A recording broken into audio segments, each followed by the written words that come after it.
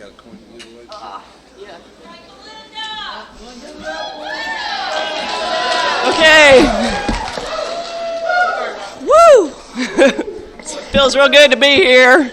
I get the privilege and honor not only to introduce our speaker, but to give a very special person a key tag who just celebrated 7 years clean. And this is from her home group back in Fairmont.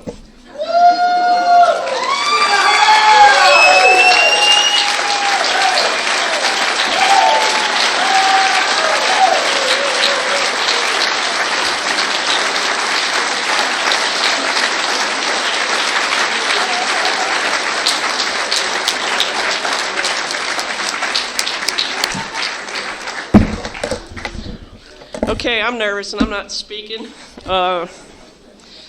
I thought about all the things I could say about the speaker, things that she probably wouldn't tell you herself. I know when I met Mandy, she really reminded me of me, and I knew she better work steps. And she touched my heart. We connected. And, some of the things I would like to say, I don't want to embarrass her, but she's kind of, I don't know, her size matters to her, and she's a tiny woman, but don't let that package fool you, because inside of her is a strong, beautiful woman. And she has grown tremendously in leaps and bounds in this program. And what she has is a gift. And so let's give it away.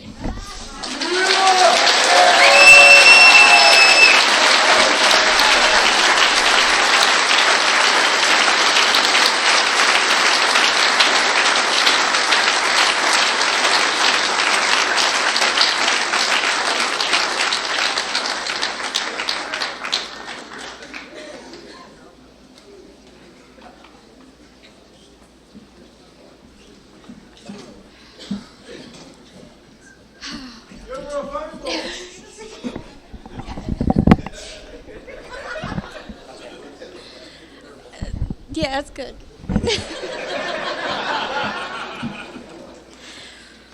Oh my, I'm an addict named Mandy. Wow. Huh, okay. Holy cow. Whew.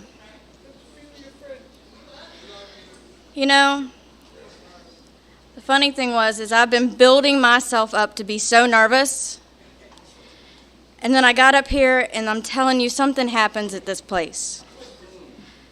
Something happens in Ripley at Cedar Lakes, and whenever I get here, it's like this calmness just comes over me, and I can't even explain it. So they tell me to share my story. And, I don't want to spend too much time using, because I spent enough of that time out there. But where I came from, I was born and raised in a small town called Fairmont, West Virginia. And, it's a very close community. And, I had what I like to call the Brady Bunch family. My parents were together. I was an only child for about 6 years, and Mom stayed home, took care of us, and my dad worked, and my dad worked a lot. And I'll never forget the day I was walking home from kindergarten, and this plays bigger later on. My mom walked down to meet me, and she said that I was going to have a little brother or sister. And I was so excited. I'm like, yes, finally someone to play with. And until he was born. And then I hated the little shit. Because, for years it was all about me. And that's why I can truly say I see the behaviors way back when. And I did. I didn't like him. I can remember tormenting him from the time he was born clear up well, I still do it today. And thank God he still loves me. And, my dad got transferred around a lot. So I went to a lot of different schools. And what I learned from that is it was real easy to put on a different mask in every place that I went. I could be one person one place, and if that didn't seem to work out too well, next time we went somewhere else, I could be somebody completely different. And that became a pattern that went throughout my entire life. If something didn't work, I would try something else, and that went into my using even. So we bounced around from school to school until we ended up back in Fairmont, which is, I always end up back home because Fairmont was always home to me. And we moved after my grandmother had passed away. My dad wanted to be back closer to home, closer to the family. And so we moved back. And, it was kind of weird because even though I was back home, I still felt like I had to be somebody different, somebody exciting, because just being me was never good enough. I never thought that I was enough for anything or I was good enough for anything. And by the time I had graduated high school, I had been in 14 different schools. So I don't know, I was 14 years old the first time I ever used. And I'll never forget, it was my birthday and it was homecoming. And I'm getting ready, doing my hair, doing my makeup, getting all excited. And get a phone call that my grandfather had just passed away. And I will never forget, I was still going because, dang it, I was excited, but I was torn. Like, I don't know, a part of me inside was just dead, but yet I couldn't stop. So I went that night and got totally obliterated. And woke up the next morning hugging the toilet, saying, God, please, if you just make me feel better, I'll never do this again, I swear.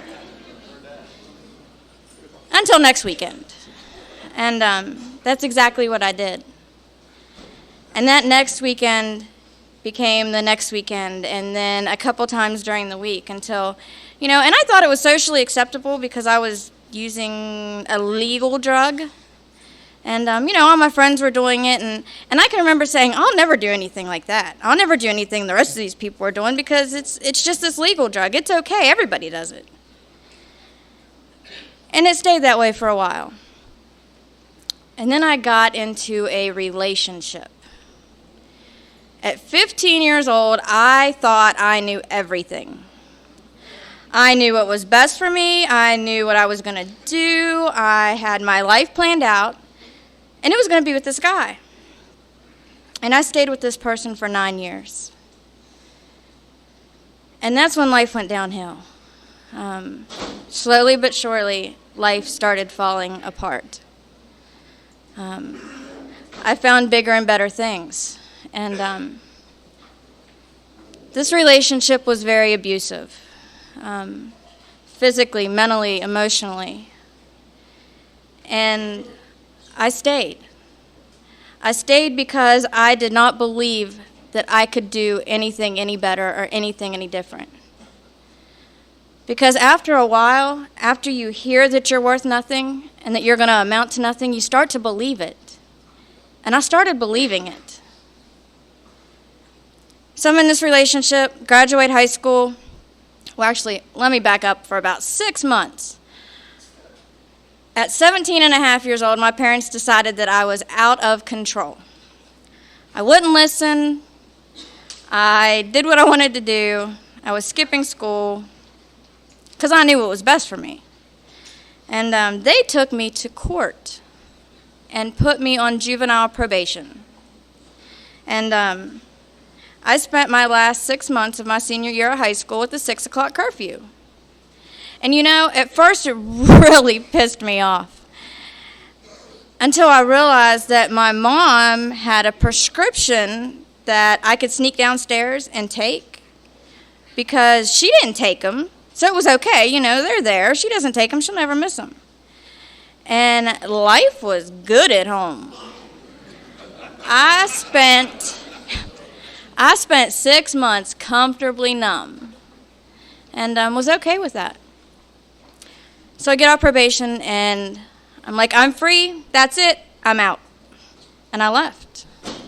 And, this wonderful guy that beats the crap out of me, I walk in on my 18th birthday and find him in my bed with another woman.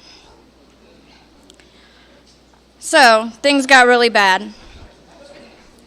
And I left for 2 months, and that was no holds bar. I'm partying for the next 2 months. And I did.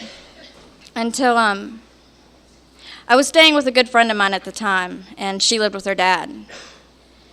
And I came home one day, she was, I'm going places I didn't think I'd go. She wasn't home one day, I was there, and her dad forced himself on me. And I'll never forget, I took off running out of there, my clothes were torn, I'm screaming, I'm crying, and I went back to the one thing I knew. I called the guy again, come and get me. So I go back, I'm in this relationship I don't want to be in, I don't know where else to go. And I end up getting pregnant. And I'm going, oh my God, what am I going to do? But for somehow, I don't know, today I look at it as a God thing. I was able to stay clean for those 9 months. I was teetotally obliterated when I found out. But after that, I stopped. I'm like, nope, that's it. I'm not doing anything until the day after I had her. And the day after I had her, I had things right there at the house waiting for me. Life was good. It was okay. I had this baby. She's beautiful. She's great. He's still a jackass, but it's okay. And then I find out I'm pregnant again. I went into such a depression that I prayed to die then.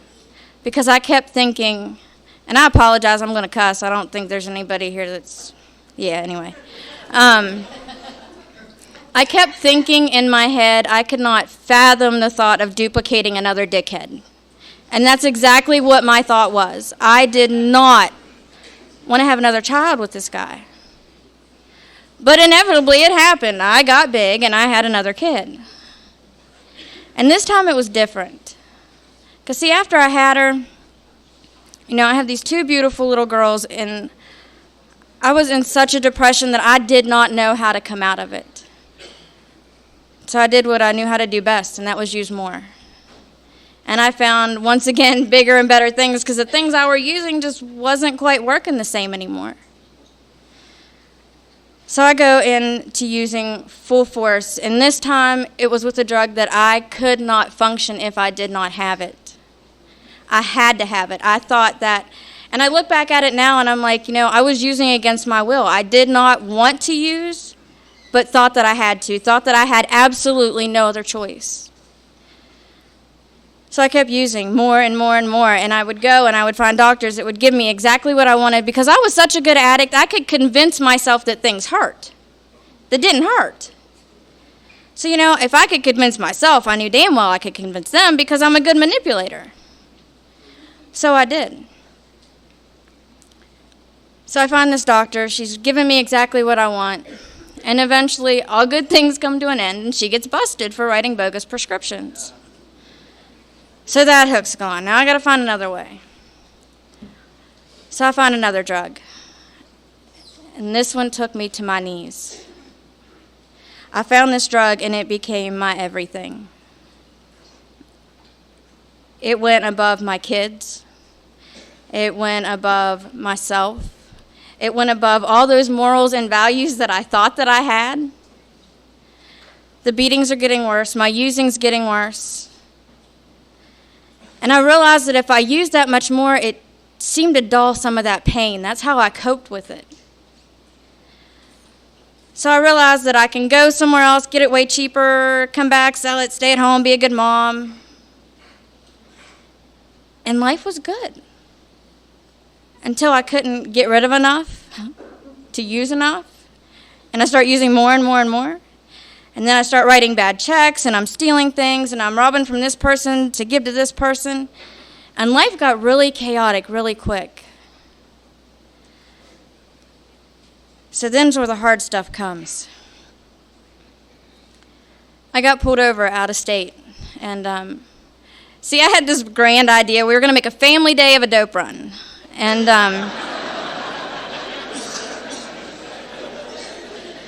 yeah. Take the 2 kids, put them in the car. We'll stop at McDonald's, get some Happy Meals. You know, it'll be all right. And I get pulled over. And I'm watching this drug dog search my car, and I'm freaking out. I'm scared to death. And once again, it's a God thing because they didn't find the dope that I had in my car. But in the meantime, they're on the phone with the Fairmont City Police, and they say, well, we'll let you go, but you have to go talk to this officer in the morning. I'm like, yeah, sure, not a problem. Because I'm thinking I've got one over on him now. And I'm thinking it's just the bad checks. I know I've got a bunch of them. I'll PR bond, I'll be good. So, of course, like any good addict, they tell me to be there at 9. It's 11 o'clock. I'm still in bed. And there's a knock at the door. 2 undercover officers, 2 state troopers, and a CPS worker came and took my 2 daughters. I tell you, standing here, there is no feeling that I have ever felt like that day. I had to listen to my daughters screaming and crying for me as they took them out, would not give me time to put their shoes on them, and said, that's it, we're taking your kids. I sat in my house for the next 5 weeks and detoxed myself. I'm telling you what, I was shitting, puking all over myself, praying to die, and I really wanted to die. I had to call my parents. I hadn't talked to them in 4 months because, you know, they didn't understand. You know, if you lived like I lived, you would use too. That's how I thought. And they petitioned the court and got temporary physical custody. So, you know, you think that would be enough to stop a person, but I'm here to tell you my kids are not enough to keep me clean. For the next 5 months, I used anything and everything that I could as long as it wasn't that one drug. Because, you know, that's all I have a problem with because that's all I got in trouble for was just that one drug. So as long as I didn't use that one drug, I was okay. But you know something? Everything else still does not allow you to pass a piss test. I didn't think that far ahead. So finally, I go to a detox. Well, not a detox, an outpatient. And I was there for 8 weeks. And in eight weeks, they gave me a drug test every 2 weeks. 2 every week. So out of 16 drug tests, I passed 2. Because, you know, I was doing the maintenance program. You know, I'll do this day, and I know it'll be out of your system in this many days, so then I can wait, and then I can do this one, and it'll all be okay. Nah. Didn't work for me, and today I'm really grateful that it didn't. Because they helped me get into a 28-day treatment facility. And I would still like to sit here and tell you that is the last time I used. Yeah, y'all go ahead and laugh. See, I had it all set up. I was going to go to a halfway house, extended treatment facility. Anyone who is there knows they get really offended if you call it that. I don't know why. But on my 28th day of that 28-day treatment facility, we all decided it was a good idea to get really, really drunk. And we did. And we got caught. And the ironic part is I didn't get in trouble for using. I got in trouble for verbally abusing staff. Apparently intoxicated, I still did not like to have a drug test. And the bad part was when I finally did it, I passed it. But fortunately for me, they saw something in me that I did not see in myself. because they kept me. And you know, out of 11 people there that night, one person did not drink. And only 4 were left the next morning. See, that's how powerful this disease is. It takes absolutely everything and everyone that you care about. So I get clean, this time again, and they keep me for almost another 28 days. And I go into this extended treatment facility. And mind you, when I went into that 28-day treatment facility, it was the last day of that 9-year relationship. I knew that I could not stay there and stay clean. When I came here, I had 5 outfits to my name. I couldn't go to my family's house because I was not legally allowed around my daughters. I had no job. I weighed about 70 pounds, and I was pale as a ghost and had no hope. None. And I came into my first meeting thinking, what in the hell are you people doing to me? Because you guys scared me. You know, I had these scary people, one person yelling at another person, and the other guy's like waving his key tags at me, and I'm looking around going, oh my gosh, this is going to help me. How? And I remember thinking too, because we have these preconceived notions of what Narcotics Anonymous is. And I thought you people were going to teach me how to use successfully because, I knew some of you still used and, if anything, maybe I'd find another connection. And just like it says in our reading, I thought marijuana and alcohol were different. And I could still do those things. I learned real quick that I couldn't. The next morning when I woke up after getting drunk in treatment, I realized, holy shit, maybe I have a problem. I am locked up in a 28-day treatment facility, and I still can't stay clean. So I woke up that morning, and I truly believe that's the day I surrendered. That was November 26th of 2002. And I have been clean ever since.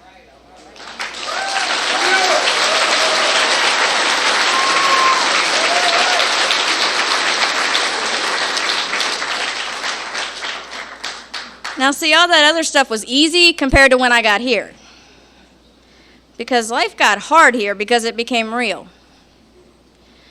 See, that's one thing nobody ever told me when I came here. They never told me this was going to be easy. But they told me it would be one of the most rewarding things I would ever do in my life. And one of the greatest gifts I've gotten from this program is hope.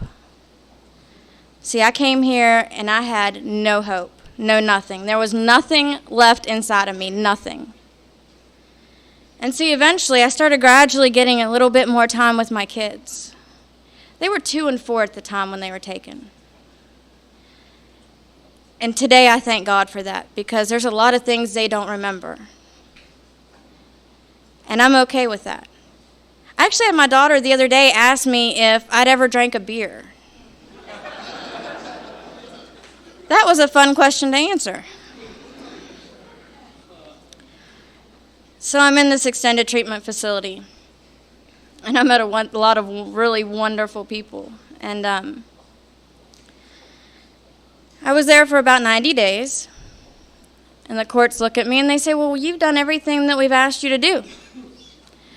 We're going to say you can go home and you can have your kids back. One of the hardest things I've ever had to do is look a judge in the eye and say, I'm not ready. Because I knew I wasn't ready. I still had no clue who I was and couldn't take care of myself. I had somebody telling me when to get up, when to eat, when to take a shower, when I could watch TV, when I had to go to a meeting. How in the heck was I going to take care of myself and take care of 2 kids too? So I stayed for another 4 months and got every other weekend with the girls. And things started happening. I started feeling things. I started feeling a lot of things that I didn't really want to feel, and a lot of things that I was really glad I did feel. So, then I leave this treatment facility, and I'm not going to lie, I'm a faithful addict. I like to use things. I like to use people. And for a really long time, I used men to make me feel better because it was something that was outside of me. And if they showed me that little bit of attention, I was all about it. And I'm not proud of that today, but I did, and it's part of my story. I used a whole lot of people, and it's kind of funny because everybody always says, watch out for the guys that prey on newcomers. Well,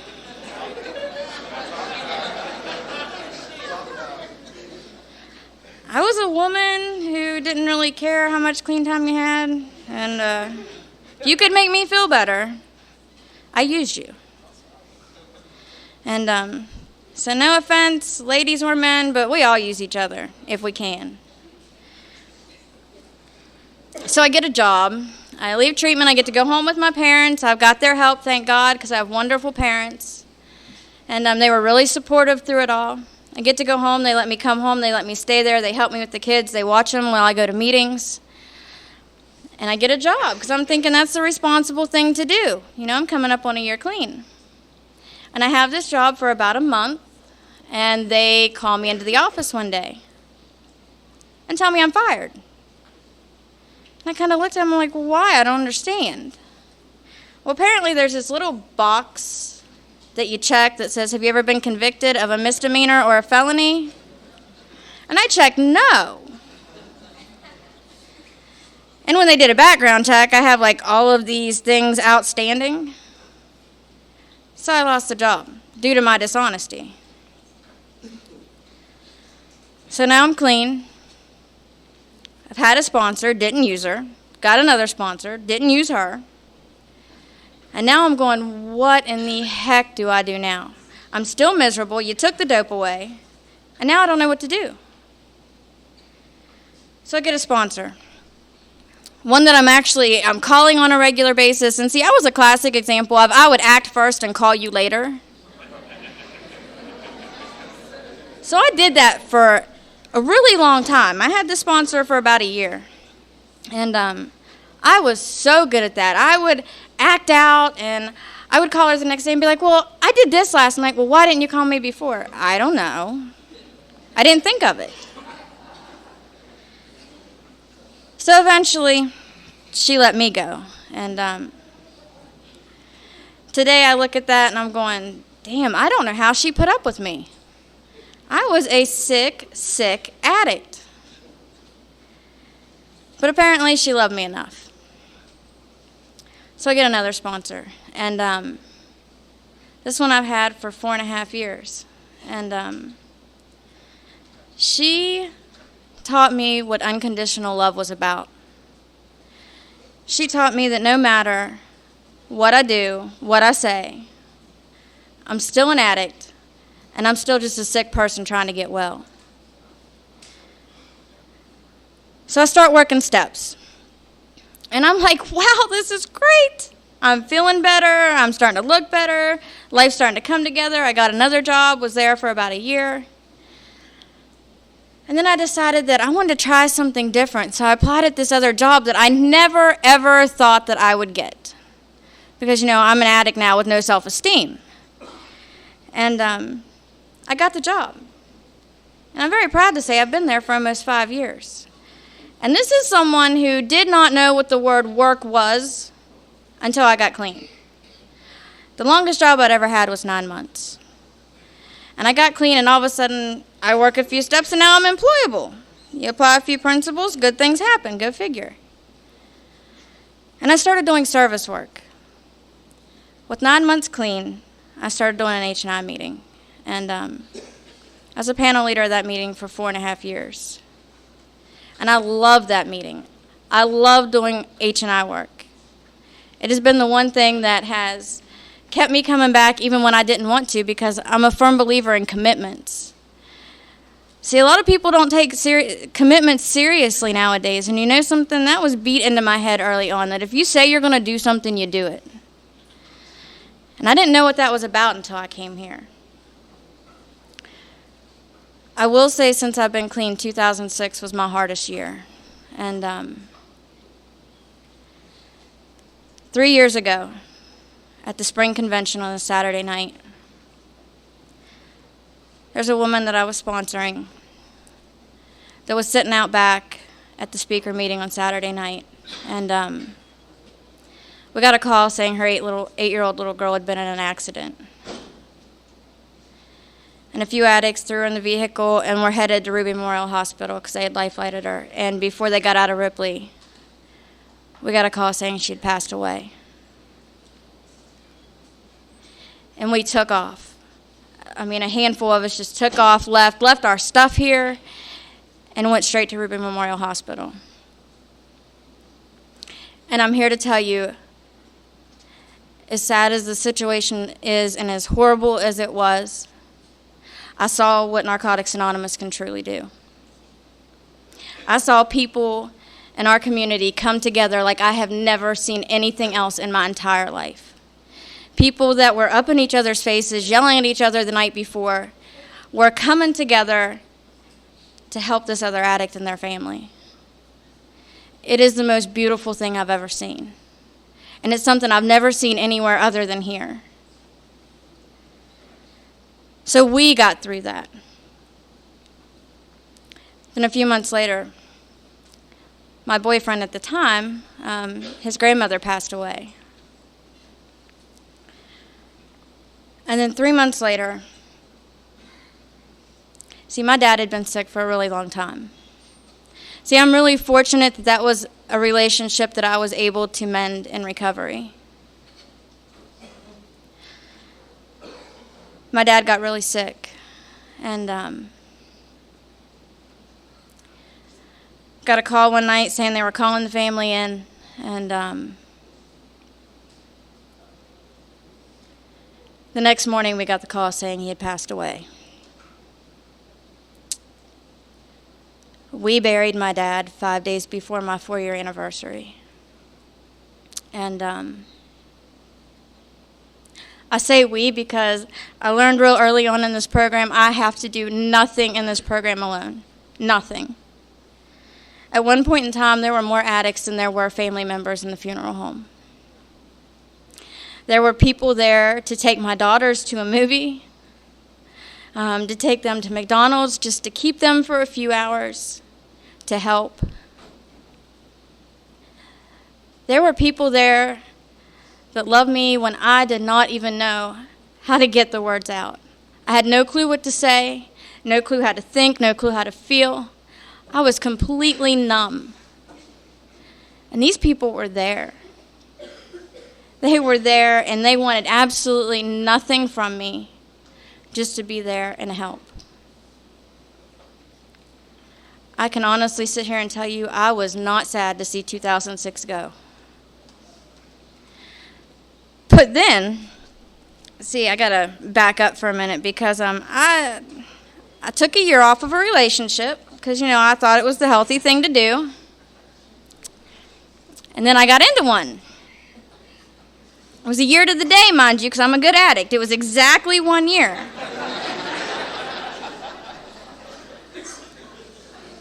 And I met what is now my husband. And I'm here to tell you, it has had its ups and downs. He is another recovering addict. And I went through 2 relapses with him. And it was really hard. The hardest thing I ever had to do was when he came to me with the second one and said that he had been using, not me. I went, picked him up, took him to detox, and turned around and walked away. And I said, the only way we're going to be okay is if you're okay. And I stepped back while he went through detox and went through a halfway house. Because I needed that time to work on me too. Because I was hurt. And, I really wanted to make it all about me and all about my feelings. So, of course we get together again as soon as he gets out of the halfway house. And got married on March 15th of 2008. And we've actually been together for almost 4 years. And it has been a truly wonderful experience. Because I definitely didn't think I was the marrying type when I got here. I did not think that it was possible. I could not have a healthy relationship. And it's truly a beautiful thing to see that I can. And see, when my daughters were taken, I like to call him the ex-sperm donor because that's what he was. His rights were terminated when I got the girls back. And my husband today has legally adopted my daughters. And I believe not only do I deserve that, but they deserve that. Also, while in recovery, a good friend of mine that just picked up 7 years, and I were in an accident, a very bad car accident. And the ironic part is that we were hit by a drunk driver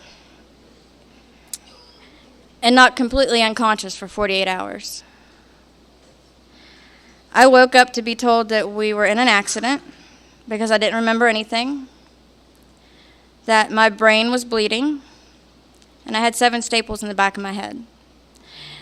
And the weird part is that I was not freaked out about the car accident. I was absolutely irate at the fact that they had given me narcotics while I was unconscious. I woke up with a vengeance at this doctor. Don't you understand I'm a recovering addict? And he just kind of looked at me, whoa, okay. And I have a lot of respect for that doctor because he took the time to ask me, how long have you been clean? And at the time I said 3 years. And he said, congratulations. I said, I don't want to leave here with anything. I left that hospital with 800 milligrams of ibuprofen. And I stepped up my meeting attendance. And I spent the night at other recovering addicts' houses. And I did what I needed to do to stay clean, because I was too afraid of it waking up that demon inside of me. And I was not willing to become that person again. The biggest thing this program has given me is a choice. I realized early on that I had a choice, and that no matter what, absolutely no matter what, I did not have to use over anything. It didn't matter how bad the pain got. It didn't matter how absolutely helpless, hopeless, absolutely self-centered I was. I did not have to use. And I didn't. And that's the biggest thing that I can say is nobody has to use no matter what. You know, right before I came in here, a few people saw me and everybody's going, oh my gosh, are you okay? Are you that nervous? Because I was crying. See, I just got a call last Saturday that, I was always the black sheep of my family, I thought. I was the only one with a problem, and that I was different than everyone. So I fought really long and hard to try to gain my family's acceptance until one day I gave up fighting and realized, you know something, they don't have to understand what I do. They don't have to understand who I am. All they have to know is that I'm not the same person I was, and something's working. And something is working, because I'm definitely not the same person I was. So I get a call last Saturday saying that my cousin was in a lot of trouble and that she had a problem. I'm like, oh, shit. They're calling me? So I called her and talked to her and her husband, and they came to their first meeting last Sunday. She went to detox the next day, and I just got a call finding out she's going into long-term treatment Sunday. And that's why those tears were tears of joy. Because there is nothing like seeing that light come on in someone's eyes, and most of you know what I'm talking about, when they start to get it, when something clicks, and it's just like, it's not just them anymore. And I love that feeling. I love seeing people pick up 30, 60, 90-day key tags. Those are huge. I remember sitting there in a meeting with 15 days clean going, oh my gosh, how does somebody stay clean for 6 months? And then I saw somebody pick up 2 years, and that blew my mind. Because I didn't think people lived like that. How do they? Because I remember I got to the realization when I was using that, everybody should use, because it was just the right thing to do. And to see people actually living clean, I can remember wishing my mom would just drink a beer so she would relax. She still never has. But those things are little things that stick in the back of my mind. I think about those things and I'm like, how insane was my thinking then? Like to think that I actually had everyone fooled and nobody knew I was using, and to think that I could get away with it.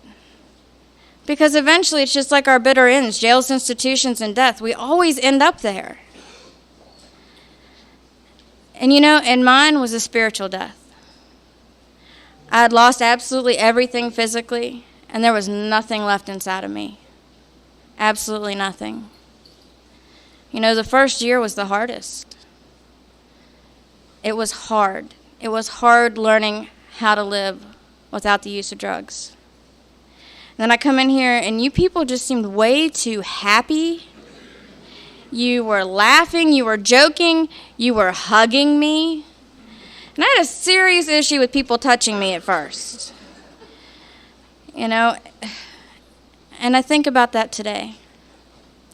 And I think about how different my life has been since I came to this program. And I think about all of the stupid things I did and just thought it was part of life. Kind of like I got to that phase where I'd accepted the fact that I was a junkie and I was going to live and die that way. And I was perfectly okay with that. Because I'm not going to sit here and tell you that I don't like to use. I like to get high. But I don't like the consequences that come along with it. And see, that's the thing that I have to constantly remember. I have to remember that on a daily basis. And something, that pain I felt when I got here, when they came and they took the kids, and I felt I absolutely wanted to die. I keep that first and foremost in the front of my mind, because that's a pain I don't ever want to forget. Ever want to forget. They tell us to think about our last time. And that might not be my last time, but that with my last time is enough to keep me clean another day. And that's what I have to remember. I'm really grateful to be here. Thanks for letting me share.